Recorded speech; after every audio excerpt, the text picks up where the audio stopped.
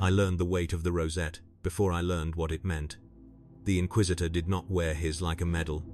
He kept it tucked inside his coat, close to his chest, as if it were a blade that only needed to be seen at the last second.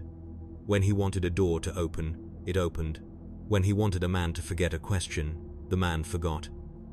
When he wanted a city to burn quietly, the paperwork arrived stamped and perfect. My job was to make those stamps look clean. I was 17 standard years when I became Acolyte Serene Vale, attached to Inquisitor Rathos Kryn, Ordo Hereticus by seal, and Ordo Pragmatica by temperament. He did not say that second part. Nobody did. You learned it by watching what he called necessary. The first file I wrote was a quarantine notice. The second file was a transport requisition. The third file was a correction order, which is what the Administratum calls a purge when it wants to keep its hands spotless. By the time I understood that my ink was part of the weapon, it was already too late to pretend I had joined for faith alone. We were in transit when the first case began, drifting through the void inside a black hull that carried no heraldry. The crew never spoke above a whisper. The corridors smelled of recirculated air and cold metal. Even the lumen strips seemed dimmer, as if light itself was sworn to secrecy. I sat in a tiny record chamber with a slate on my knees and a pile of sealed envelopes at my feet. Each envelope bore the same mark, a wax seal pressed with the Inquisitor's rosette. Red wax, black imprint. Final. The Vox speaker crackled. Acolyte Vale, the Inquisitor's voice said. Attend. I stood, and my knees tried to betray me. They always did when his voice arrived. It was not loud. It did not need to be. Authority does not shout. It assumes. I crossed the corridor to his stratagem. The door opened before I touched it. Inquisitor Kryn stood at the hololithic table, hands behind his back, staring at a rotating image of a hive city. It was a tall needle of habitation spires and manufactorum stacks, surrounded by a dirty halo of cloud. Beneath the hollow, data runes scrolled in neat columns. He did not look at me when he spoke.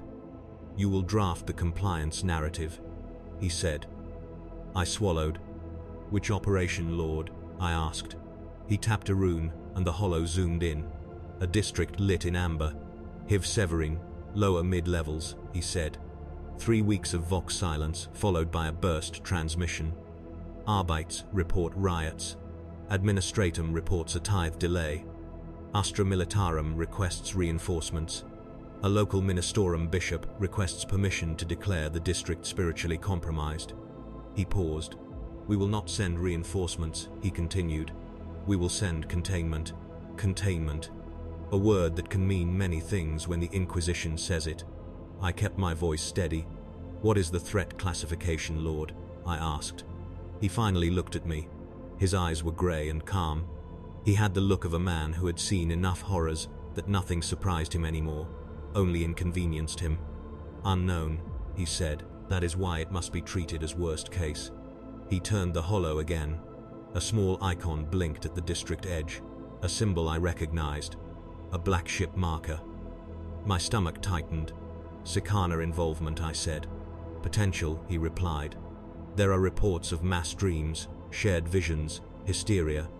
The district is producing unlicensed psychic resonance. If it spreads, it becomes a sector problem. He leaned closer to the hollow and spoke like he was dictating my report. The Imperium keeps humanity alive by denying it the freedom to rot, he said. Write that in a way the Administratum can digest. I nodded, fingers already itching for my slate. What is the approved action, Lord? I asked. He tapped another rune. Seal the district, he said. Cut power. Cut water. Cut traffic.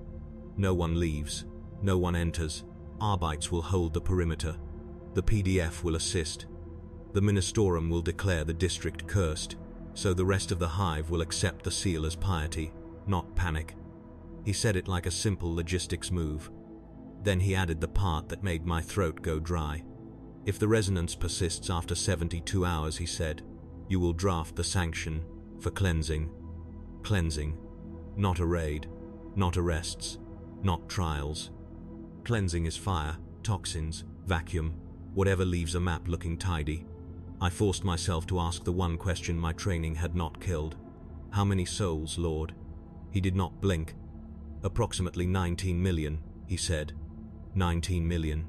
The number landed in my skull and kept echoing. My mouth moved before my brain caught up.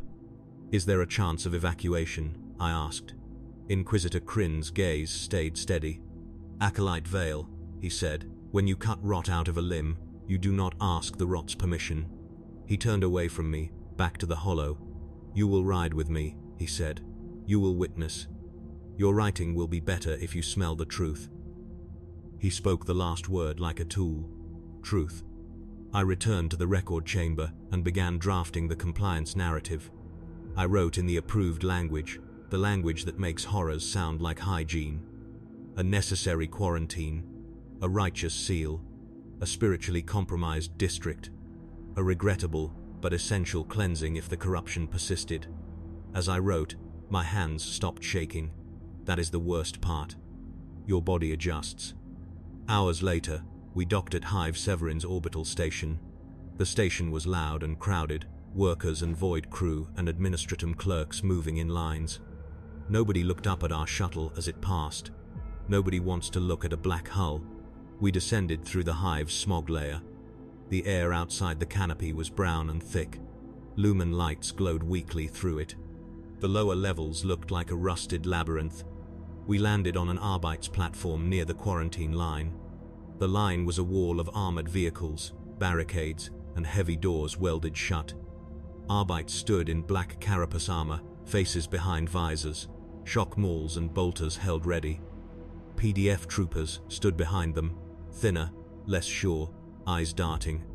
The district beyond the line was quiet. Too quiet. Inquisitor Kryn stepped out of the shuttle and flashed his rosette once. The Arbeits commander stiffened, then bowed his head. Lord Inquisitor, the commander said. The seal is prepared. Prepared, Kryn replied. Not enough. Show me the breach reports. The commander handed him a data slate. Kryn scanned it, and then gestured for me to follow. We walked along the quarantine wall. I saw people on the other side, pressed against barriers in the dim light. Faces, hands. Children lifted to see over shoulders, lips moving in prayer or begging. I could not hear them through the seals. A woman held up a parchment with a crude Aquila drawn on it. She wanted us to see her faith. Inquisitor Kryn did not slow. He stopped at a reinforced gate where a Ministorum priest waited with incense and a holy icon. The priest's voice shook with zeal. By the Emperor's light, this district is tainted, he declared. It must be isolated for the purity of the Hive. Kryn glanced at him. Your sermons will be useful, he said. Keep them steady. If panic spreads, you will be held accountable. The priest blinked, startled by the coldness of it. Yes, Lord, he murmured. Kryn turned to an Arbeits officer. Cut the power now, he ordered. The officer hesitated. Lord, there are hospitals, he began. Kryn's gaze snapped to him. Cut, he repeated. The officer obeyed. Lights beyond the quarantine line flickered and died in waves.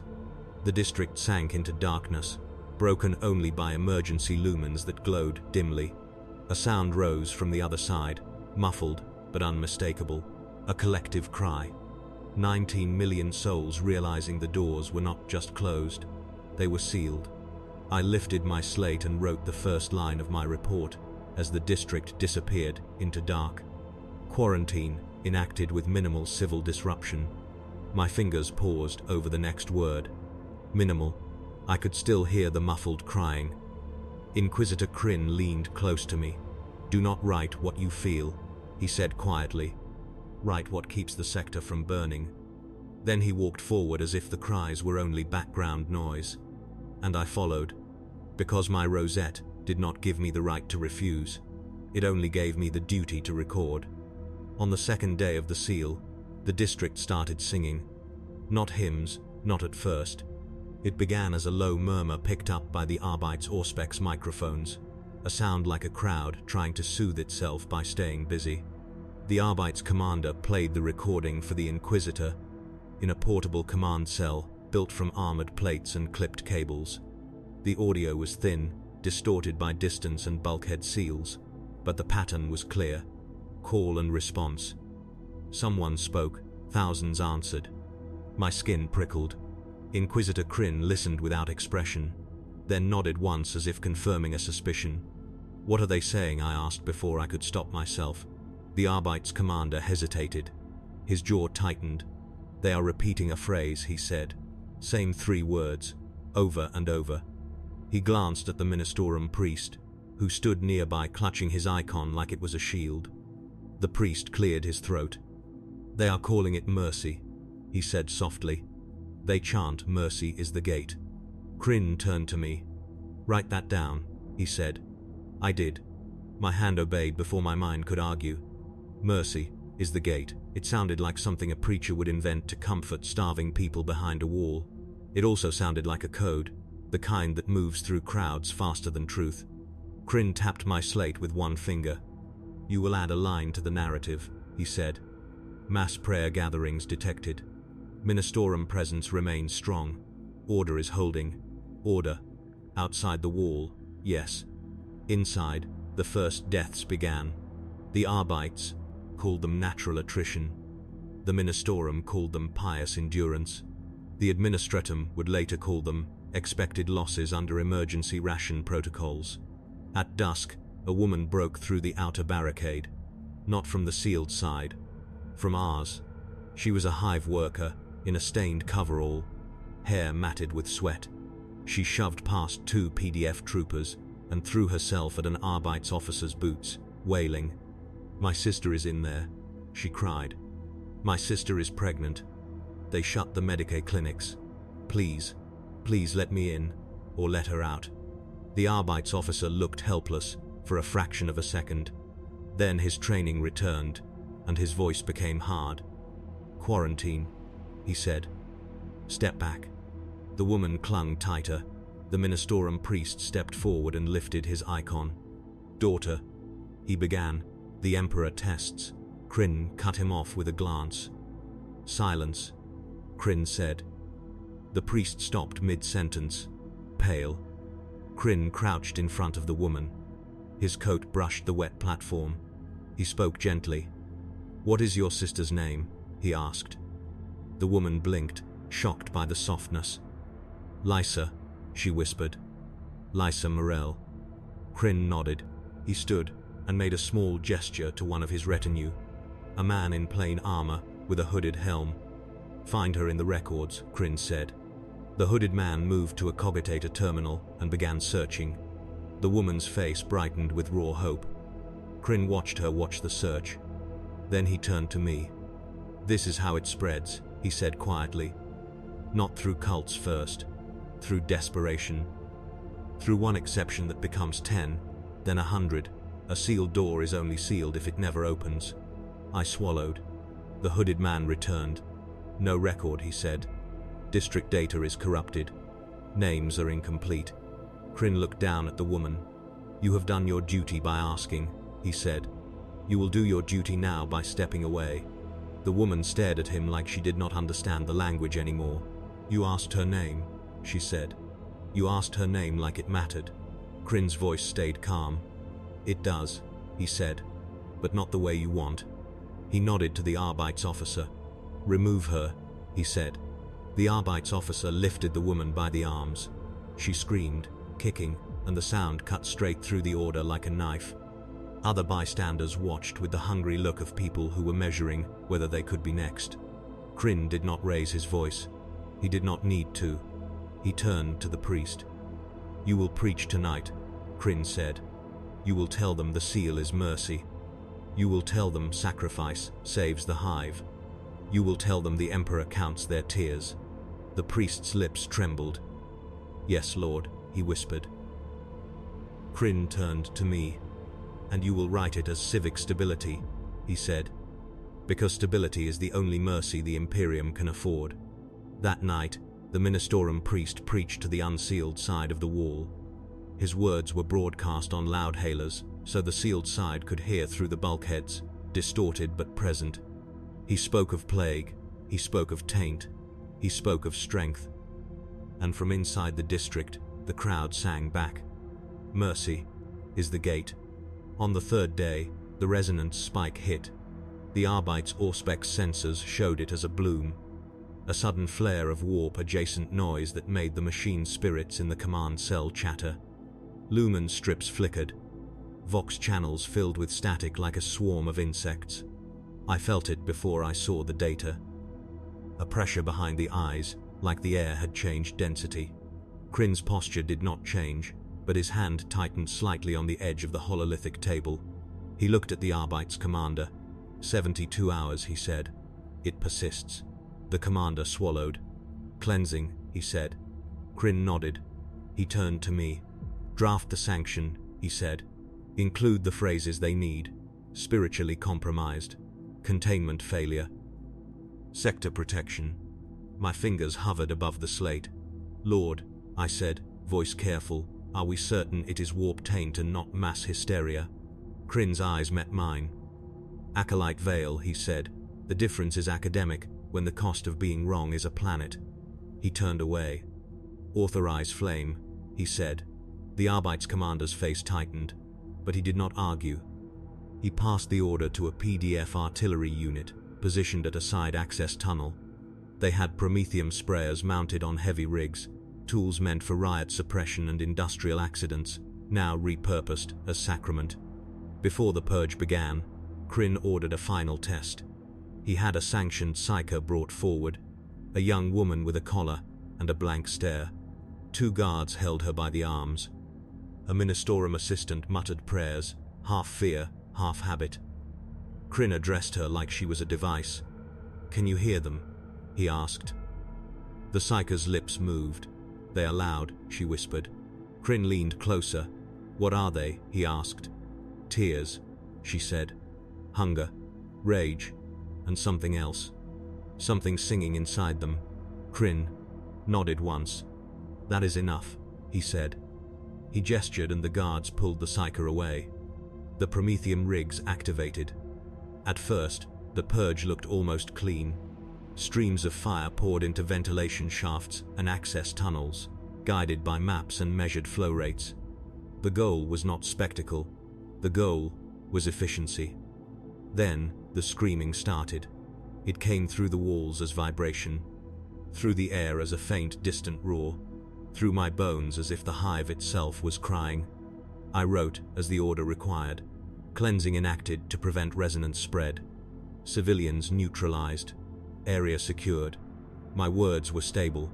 My hand was steady. That terrified me more than the screams. When it ended, the Arbite's commander reported success. The Auspex bloom faded. Vox channels cleared. The Ministorum priest wept in private where he thought no one saw. Kryn watched the smoke rise from the sealed district and spoke to me without looking. You will not dream of them, he said. If you do, you will report it. I swallowed. Yes, Lord. That was the first sanctioned atrocity I documented, and it came with a lesson. The Imperium does not kill because it hates. It kills because it refuses to be vulnerable, and vulnerability, in the warp's shadow, is a doorway. Later, as we prepared to leave, I found myself staring at the quarantine wall. A small scrap of parchment fluttered on the ground near a weld seam, dropped during the chaos. On it, in childish block letters, someone had written the same phrase. Mercy is the gate. But underneath, in smaller writing, there was another line. We made it for you. I bent, picked it up, and slipped it into my coat without thinking. I did not know then what it was. A plea, a curse, or proof. I only knew it felt like a hook, and I had just let it sink in. Our next assignment was not a quarantine. It was a lesson. Inquisitor Kryn told me that in the Imperium, you do not only fight enemies, you fight narratives. The Emperor's realm is too large to govern by force alone. It is governed by belief, and belief is fragile. We traveled to Varnak's Reach, a shrine world with a proud history of sacrifice. Its cities were built around reliquary spires, its streets lined with statues of saints who died smiling. The tithes were always on time. The Ministorum was always loud. And that was the problem. A compliant world can still become dangerous if it begins to think it deserves reward. A decade of good harvests, a decade of stable trade, a decade without raids, and the people of Varnak's Reach began to talk as if the Emperor owed them kindness. Kindness breeds questions. Questions breed factions. Factions breed schism. Schism breeds war. Kryn met with the planetary governor in a marble hall, lit by candle flame and incense. The governor was a heavy man with a clean uniform and a polished aquila on his chest. He smiled too much. "Lord Inquisitor," he said, "your presence is a blessing. We have been hoping for guidance on how to petition for reduced tithe burden." Kryn watched him like a man watching a candle that thinks it is a star. "You want reduction," Kryn said. "We have given so much," the governor said quickly. "Our sons, our grain, our relic metals. The people's devotion is strong, but fatigue grows. A small relief would prevent unrest." Kryn nodded, as if considering. Then he said, "You misunderstand what devotion is." The governor blinked. "Devotion is not a contract," Kryn continued. "It is a condition of survival." The governor's smile faltered. Kryn leaned forward. "You will make an example," he said. The governor's eyes widened.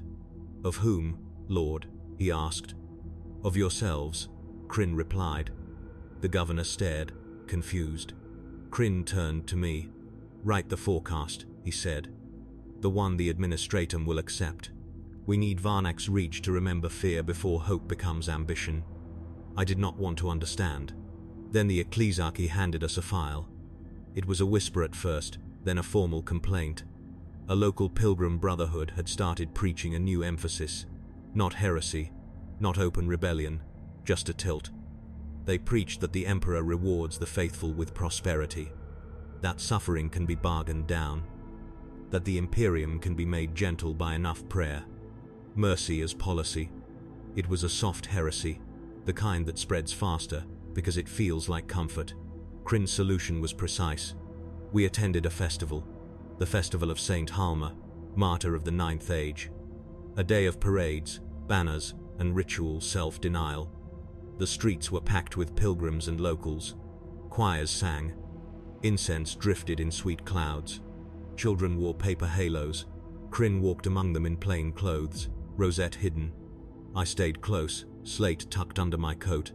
His retinue moved like shadows. We reached the central plaza where the Pilgrim Brotherhood would speak. Their leader stood on a platform, hands raised, smiling at the crowd as if he loved them. "Brothers and sisters," he called. "The Emperor's light does not only burn, it warms. A shot cracked.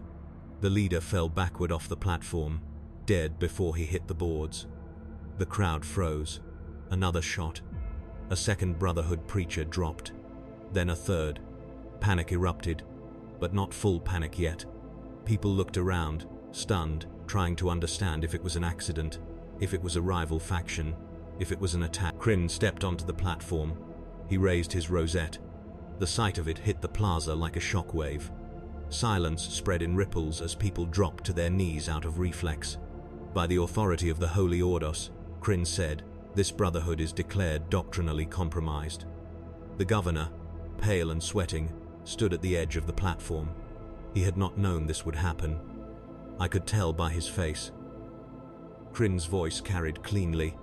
"These men preached comfort," Kryn said. "Comfort is not the Emperor's promise. The Emperor's promise is endurance." He turned and gestured. "Bring the relic," he ordered. A Ministorum procession entered, carrying a reliquary chest draped in gold cloth. The crowd murmured in awe. Saint Halma's relic, they thought, a holy moment. Kryn watched them watching. "Open it," he said. The priest in charge hesitated. "Lord, the relic is not to be exposed. Open it," Kryn repeated. The priest obeyed. The cloth lifted. The chest opened. Inside was not a saint's bone. It was a ledger. A thick Administratum ledger bound in dark leather. The crowd stared, confused. Kryn held it up. "This is the relic that keeps you alive," he said. "The tithe schedule, the supply allocations, the troop levy, the numbers you hate because you want to feel special. A wave of uneasy laughter moved through the crowd, then died as Crin's gaze stayed cold. You want mercy, he said. Mercy is a word, hunger is real. The warp is real. Orcs are real. Tyranids are real. The Imperium survives because it is willing to do what you cannot stomach. He turned the ledger so they could see its stamped seal. This world's tithe will increase, he said. A gasp ran through the plaza. The governor's mouth opened like he wanted to protest. Crin did not look at him. Those who complain will be conscripted first, Crin continued. Those who preach softness will be silenced. He paused, letting the words sink. Then, he delivered the blow that made it irreversible. The governor will publicly confess his failure to maintain proper doctrinal severity, Crin said. He will request penance. His eldest child will be taken into Astra Militarum levy today. The governor lurched, as if struck. No, he whispered. Crin looked at him for the first time. Yes, Crin said simply. The governor's wife screamed from the crowd. Guards held her back. The eldest child, a teenage boy in fine robes, went white. Crin leaned close to me and spoke quietly, like a tutor. Write it as corrective devotion, he said. A voluntary offering to inspire the masses. My stomach tightened. Voluntary. The boy did not look voluntary as they dragged him away. That night, the governor signed the increased tithe order. He signed it with shaking hands while his wife sobbed behind a screen. Crin watched without emotion. Later, as we left the governor's palace, I asked the question that had been clawing at my throat. Lord, I said, was that necessary? The Brotherhood were not traitors. They were just. Hopeful. Crin stopped walking. In the corridor's dim light, his face looked older. Hope without discipline is a breach, he said. A small crack in a wall that holds back an ocean. He stared at me. Do you know why the Imperium commits dark crimes, acolyte? He asked. I swallowed. To survive, I said. Crin nodded. Yes, he said. And to teach. Because humanity forgets faster than it learns. We returned to the stratagem, and I wrote the report. Brotherhood neutralized. Doctrinal correction enacted. Governor provided exemplary penance. Public morale stabilized. I wrote it clean, and in the margins I wrote a private line I did not submit. We killed comfort, so fear could breathe again. I tore the margin out and burned it in the chamber's small incense brazier. My hands smelled of ash afterward, and the parchment scrap from Hiva Severine sat in my coat pocket like a quiet accusation. Mercy is the gate. I began to suspect it was not just a phrase. It was a thread. The third case was not on a shrine world. It was on a logistics world. Brass Hollow Station, a void port and supply nexus that fed 3 subsectors. Its docks were always full. Its warehouses were always stacked. Its labor force was always exhausted. The Administratum loved it because it was predictable, and predictability is sacred in a realm that bleeds chaos. We arrived under sealed authority and went straight to the station's lower levels, where the air smelled of promethium and stale breath. Crin did not tell me the full purpose until we were already inside. There are missing shipments, he said. Not weapons, not food, people, I echoed. He nodded. Labor stock diverted, he said. Sanctioned on paper, unsanctioned in practice. Someone is using the Imperium's own machinery to harvest bodies without proper tithe accounting. My throat tightened. Why does that matter, Lord? I asked, if it still serves the Imperium. Crin's gaze was sharp. Because what serves the Imperium is not the same as what serves those who wear its seal, he said. We toured a warehouse that held indentured personnel. That was the label on the doors.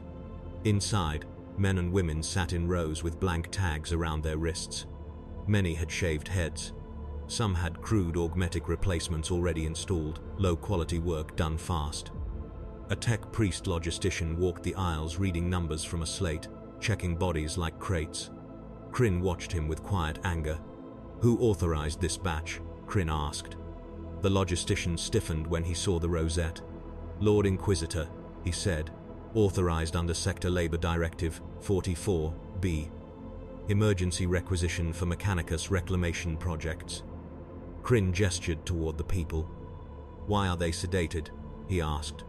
For compliance, the priest replied. Efficiency. Kryn leaned closer. Where are they going? He asked. The logistician hesitated. Forge transport, he said. Destination sealed.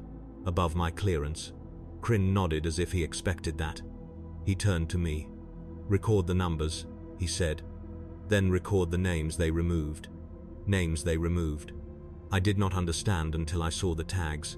The wrist tags did not carry names, they carried codes. Kryn meant the names that should have existed before the codes replaced them. He walked to a woman in the first row and lifted her chin gently. What is your name? He asked.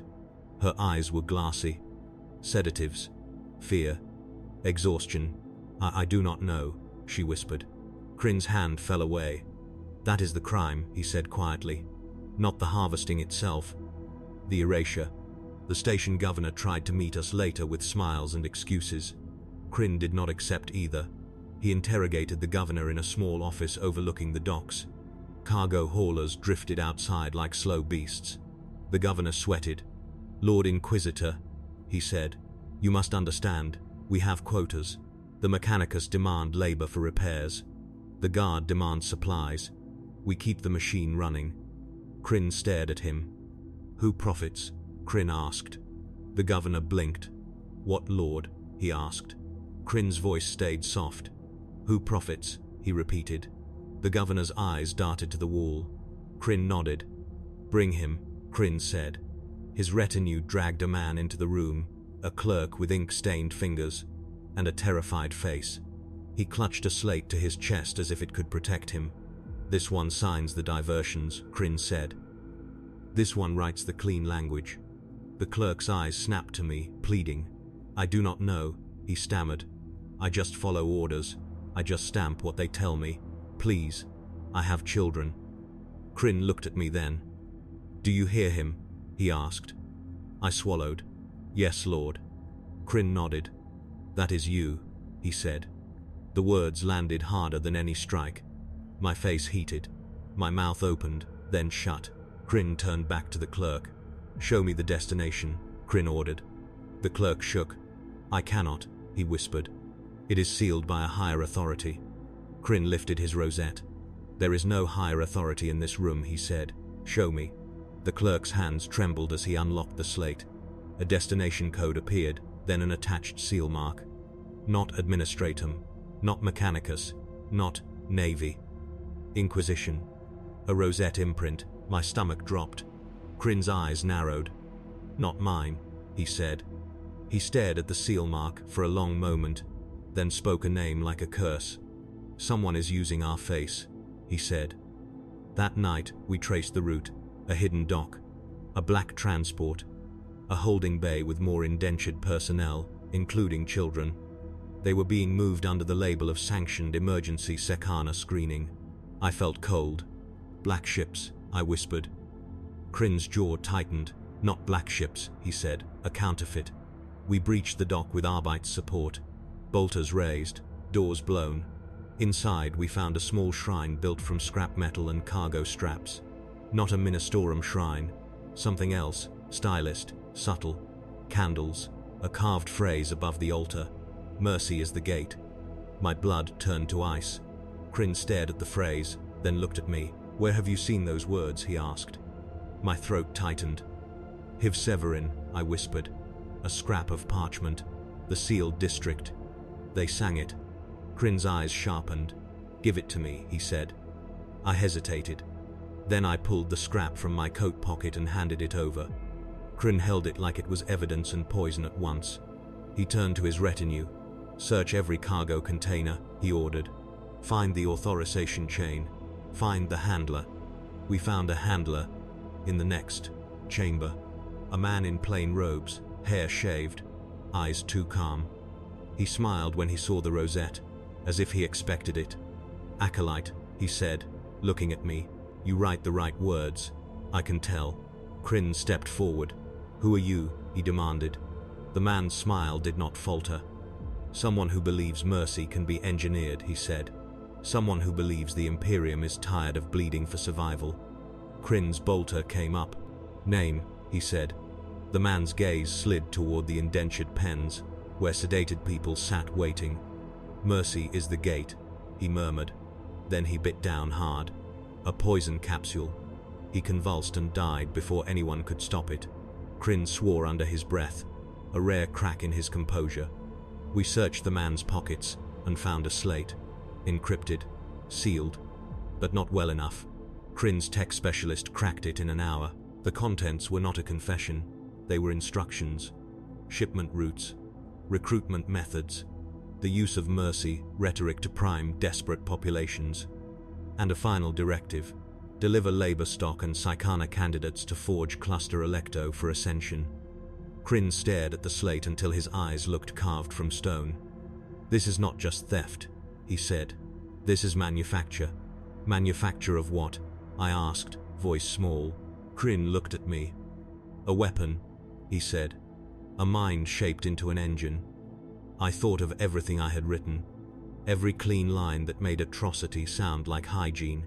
My ink could be used by anyone who knew the language. That was the moment my role changed in my own head. I was not just documenting the Imperium's crimes, I was documenting how its crimes could be stolen and re-aimed. When we left Brass Hollow Station, Crin said nothing for hours. Finally, in the quiet of the ship corridor, he spoke. You wanted to believe the crimes were controlled, he said. That there was a hand on the wheel. He stopped and looked at me. Now you see the truth, he said. The Imperium is a machine that keeps moving even when the driver is dead. Anyone can climb into the seat if they know the rituals. I swallowed. What do we do, Lord? I asked. Crin's voice went flat. We cut the hand off, he said, even if we must burn the arm to do it. Forge Cluster Electo was not on any chart I had clearance to see. We traveled there anyway, not by public route, not by naval escort, by cold jumps and sealed gates, guided by codes that made ship captains go pale and obey without question. When we arrived, the first thing I noticed was the silence.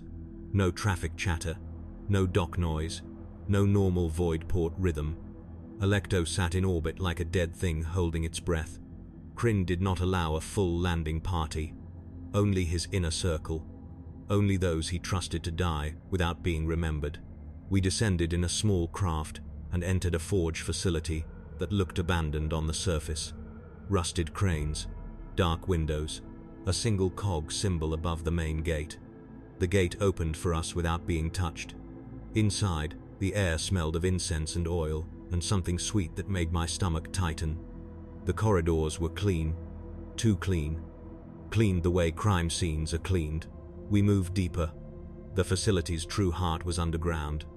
We reached a chamber where a massive frame hung from cranes, half built, half waiting.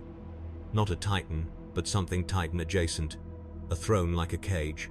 Cable nests, choir racks, and on the wall, carved with careful reverence, the phrase, again, "Mercy is the gate." Crin's face hardened. He lifted his rosette and spoke into the darkness. "By my authority, reveal yourself," he commanded. Footsteps came from the far end. A figure emerged in Mechanicus robes, but the cut was wrong, the details slightly off, like a counterfeit coin. His face was half metal, half flesh, and his flesh smiled. "Lord Inquisitor Crin," he said warmly. "Welcome. You arrived faster than expected." Crin raised his bolter. "Name," he said. The figure spread his hands. "Names are for comfort," he replied. "Call me Architect." Crin's voice turned sharp. "You have stolen rosettes," he said. "You have harvested citizens. You have primed districts with false mercy rhetoric. For what?" The Architect's smile held. "To save humanity," he said. Crin barked a laugh with no humor. "Save it by killing it," he said. The Architect tilted his head. "No," he said. "Save it by making it stop resisting what it must become." He gestured toward the choir racks. "The Imperium commits crimes to survive," he said, "but it commits them clumsily, wastefully, with too much noise. We simply refine the process." Crin stepped forward, bolter steady. "You are heresy," he said. The architect's eyes gleamed. Heresy is only innovation without permission, he said. He walked closer, unafraid of the bolter, as if he trusted something unseen. Look at your own hands, acolyte, he said, turning his attention to me. How many clean lines have you written? How many deaths did your phrasing make acceptable? My throat tightened. Do not speak to her, Kryn snapped. The architect ignored him. You think you are ashamed because you care, he told me. But shame is only proof you understand the cost. Understanding is the first step toward improvement. Kryn's bolter pressed closer to the architect's chest. Enough, Kryn said. You are coming with us. The architect sighed gently. I cannot, he said. He tapped a rune on the wall. A low tone filled the chamber. Not loud, but it made my teeth ache and my vision blur at the edges. Kryn staggered a fraction, then steadied through sheer will. His retinue flinched. I felt nausea roll through me. The architect watched us with mild pity. You see, he said, mercy is the gate. A phrase that opens minds. A rhythm that slips past fear. Kryn's voice was strained. What is that? He demanded. A key, the architect said. A tuning pattern. A way to make crowds accept what they would otherwise fight. Kryn's gaze sharpened. Hiv Severine, he said. You caused the resonance. You forced the purge. The architect nodded. We offered them mercy, he said. They offered themselves. The Imperium did the rest. Your machinery is so predictable, Inquisitor. That is why it can be improved. Kryn lifted his bolter again and fired. The shot cracked in the chamber. The architect did not fall. A shimmer took the impact and dispersed it like rain on a field. Kryn swore. A force screen, he hissed. The architect smiled wider. You cannot kill an idea with a bullet, he said. Kryn turned to his tech specialist. Cut the power, Kryn ordered. Drop the screen. The specialist moved to a console and began working. The tone in the chamber shifted. The architect's smile tightened. You do not understand what you are looking at, he said. This is not only a facility. This is a mouth. The specialist shouted. Power grid is linked to the choir. Kryn's eyes narrowed. Then sever it, he said. The specialist hesitated. Lord, that will kill everyone in the racks. Kryn's face did not change. Then they die, he said.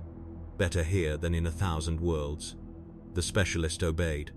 A harsh crack ran through the chamber as systems failed. The low tone cut out mid-note. The force screen flickered. The architect's smile vanished for the first time. He lunged toward the console. Kryn fired again. This time the screen failed, and the bolter round took the architect in the chest. He fell, still smiling faintly as if amused by the inevitability.